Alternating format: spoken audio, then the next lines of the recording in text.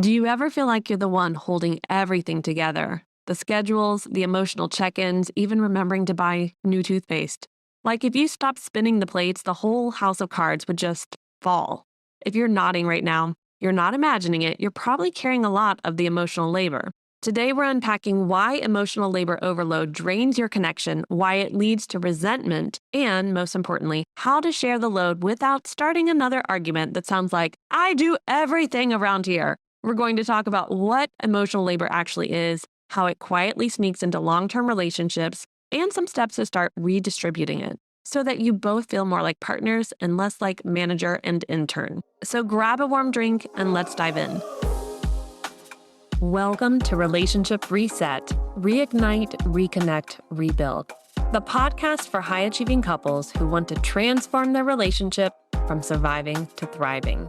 I'm Katie Russler, a relationship coach and counselor with over 15 years of experience helping busy, overwhelmed couples rebuild connection, trust, and intimacy. If you've been together for years and feel stuck on autopilot, disconnected and frustrated by constant miscommunication, you're in the right place.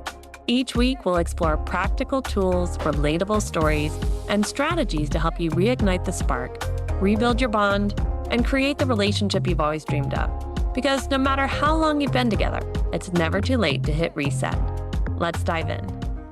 I want to start us off saying thank you so much for being a listener, especially those who've been listening for a while. We have hit over 10,000 downloads, and I got really emotional this weekend as I read that and just so excited that so many people were being impacted by this podcast. It's important to me that it reaches as many as possible to give free, actionable advice to working on our relationships, especially those of us who've been together with our partner for a long time. So again, thank you so much for helping the podcast hit that milestone and continue to listen. Make sure you subscribe so that you'll know when the next episode comes up next week.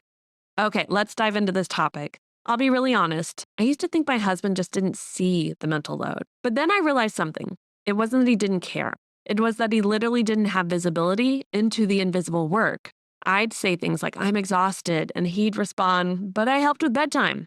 And I'd want to scream because the exhaustion wasn't just from doing things. It was from thinking about everything that needed to be done. The planning, anticipating, reminding, worrying. And when you're the default project manager for love, life, and logistics, it's only a matter of time before you burn out emotionally. If you've ever thought, I'm tired, but I can't stop, that's emotional labor overload. So let's talk about what emotional labor really means. Let's start with clarity. Emotional labor isn't just being emotional or talking about feelings. It's the mental and emotional management of your relationship and family life. It's remembering what your partner's stressed about at work. It's planning your in-laws' visit so it goes smoothly. It's being the first to notice when something's off and trying to fix it before it becomes a thing. In short, it's the unpaid, unspoken job of caring for how everyone feels. And that job matters. It keeps connections alive. But when one person does 90% of it, it starts to feel like being the unpaid CEO of a company called Our Relationship Inc.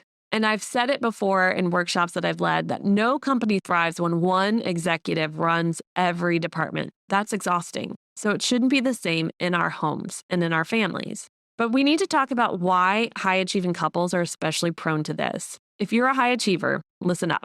We're used to efficiency. We see a problem, we fix it. We plan, we execute, we move on. And in relationships, that, quote, get it done energy can backfire. Instead of saying, hey, let's figure this out together, our brain goes, I'll just handle it. I've got it. But here's the catch. Every time we take something off our partner's plate without discussion, we reinforce a silent pattern. I'm the one who knows, cares, and manages. And then we start resenting them for not reading our mind. It's a vicious cycle. So if you've ever found yourself thinking, why do I have to ask for help? Why can't they just see it? That's your sign that emotional labor is out of balance. Now, this might sound like we're going deeper, but it's actually super important. As a child, you learned adaptive ways to getting through life, right? Even if you had a great childhood, there were particular things that you learned to just get through. These were typically our early coping patterns and how we dealt with things that frustrated us or that gave us negative emotions, right? Then as we get older, they become maladaptive. They don't help us anymore, but we still do them because they helped us cope for so long. They show up in our adult relationships. And if you grew up needing to anticipate emotions to keep the peace in your family of origin, Maybe you had a stressed parent or conflict made you anxious. You learn that staying safe meant staying ahead. I'm going to repeat that. You learn that staying safe meant staying ahead. You needed to be able to prepare for what would come so you could go ahead and make sure you would stay safe in those situations. And again, safety doesn't have to mean that there was abuse going on. It might be that you didn't enjoy conflict or you had a parent who was a little more emotional and that felt uncomfortable. So you became the emotional radar. And now, as an adult, you can't not notice everyone's moods. Your nervous system is trained to scan for emotional weather patterns. You're like, hurricane coming, tornado over there. Oh, these are clear skies for you. Okay, I don't have to worry about you anymore. But here's the thing. Your partner might not have the same wiring. They might genuinely not feel the shift in tone, the tension in the air, or the unspoken something's wrong. So you end up carrying it, not just because you want to, but because your body literally learned that it had to. Understanding this doesn't excuse the imbalance, but it helps us approach it with compassion instead of criticism. So let's talk about the power dynamics because emotional labor often mirrors control. When we're overloaded, part of us wants help, but another part doesn't trust that help will be done right. Sound familiar? It's that moment when you say, never mind, I'll do it myself, or you tell them you never do it right anyways. And underneath that, a mix of exhaustion and control. Here's what's wild. When you take over everything, you unintentionally train your partner and family members not to participate. They stop initiating because you're already 5 steps ahead. Then you resent them for not helping and they feel shut out. No one wins. Shifting that means letting go of perfection. Let the towels be folded differently. Let the conversation happen in your partner's own timing. Because partnership isn't about one person doing it best. It's about both people learning how to share the emotional field imperfectly. So there's an interesting phenomenon that happens in relationships where one of you will play out what I like to call the maximizer and one of you will play out the minimizer. And it will change. You will rotate which role you play. But in particular, when we look at things like goal setting and visioning, one of you is probably the maximizer. I have this great idea. We should do this. It would be amazing. And your partner often becomes the minimizer to balance out the energy of the system with, well, how is that practical? How are we going to make that happen? I'm not sure, what you exactly mean by this. And those questions make the maximizer come down in their energy to match the minimizer. But sometimes we go too far down and get really sad and angry because we have not learned how to approach our partner who might be the minimizer in certain categories in a more balanced way so that it doesn't affect us when they ask 20 questions. Well, when it comes to this maximizer-minimizer effect, it can happen as well with emotions and emotional labor. It's like an emotional seesaw. The maximizer, usually the one carrying more emotional labor, pushes for connection, check-ins, solutions. The minimizer pulls back, needing space. So the maximizer pushes harder and the minimizer retreats further until you both end up in this strange emotional stalemate where no one feels seen. To break that, the maximizer has to practice pausing, creating space for the other person to show up. And the minimizer has to practice leaning in, even if it feels uncomfortable. If you listen to my episode about anxious and avoidant attachment, then you're hearing some of these similar things, right? Maximizer probably has more of the anxious attachment. Minimizer probably has more of the avoidant attachment when it comes to certain topics. When the maximizer is able to pause and the minimizer is able to lean in, that's how you rebalance emotional labor, by learning to tolerate each other's discomfort long enough to meet in the middle. But we need to talk about something even bigger than all of that. Why do we confuse emotional labor with love?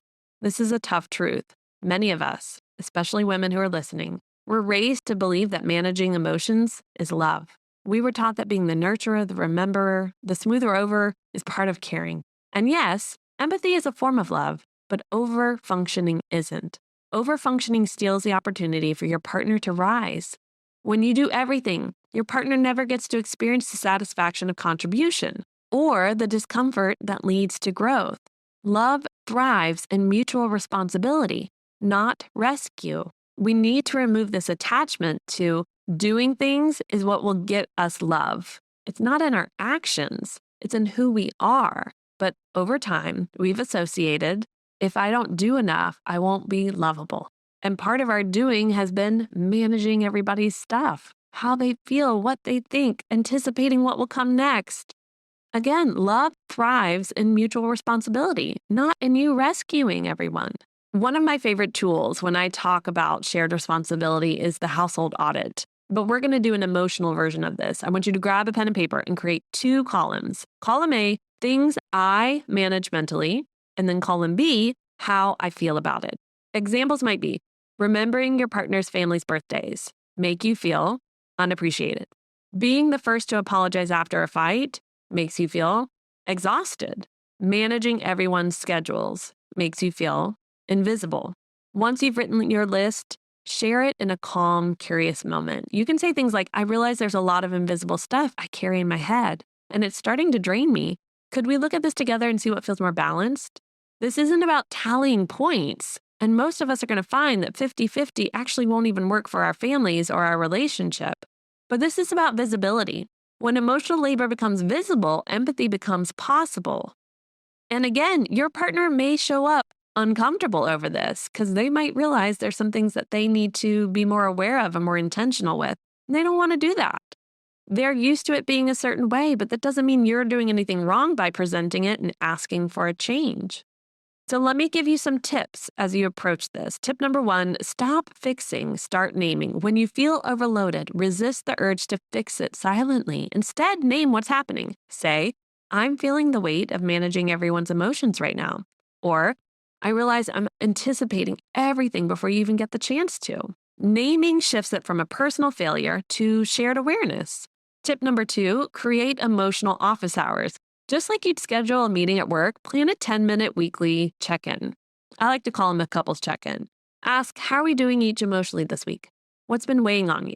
What do you need more of from me? And again, it's both of you sharing, right? 5 minutes for one, 5 minutes for the other. The point isn't to solve, it's to witness, to be there, to be more aware of your partner and vice versa.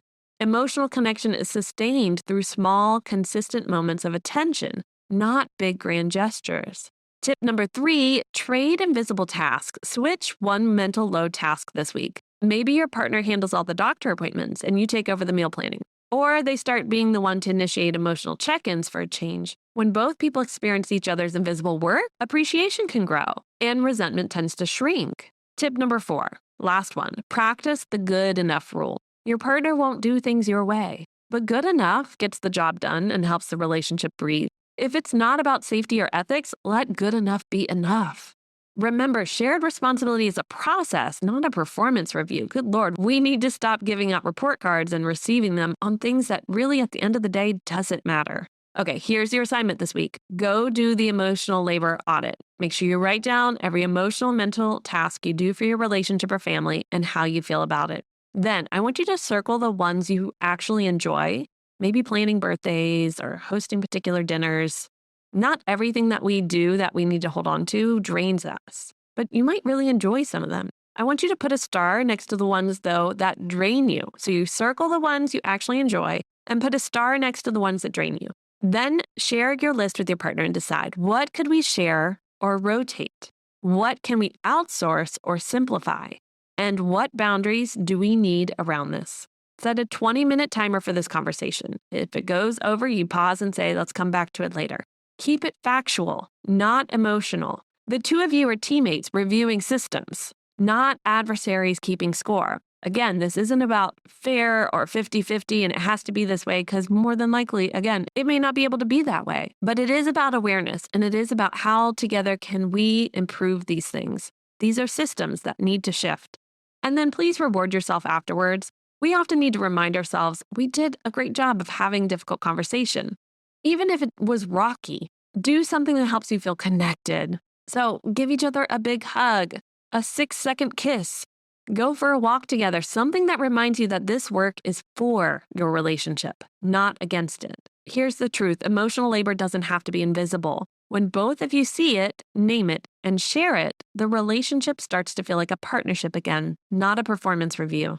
Because real connection isn't just about who loves more. It's about who's willing to show up emotionally, mentally, practically in the everyday moments that make up your life together. And just because you might be really good in one of those categories or in all three, doesn't mean your partner can't get better.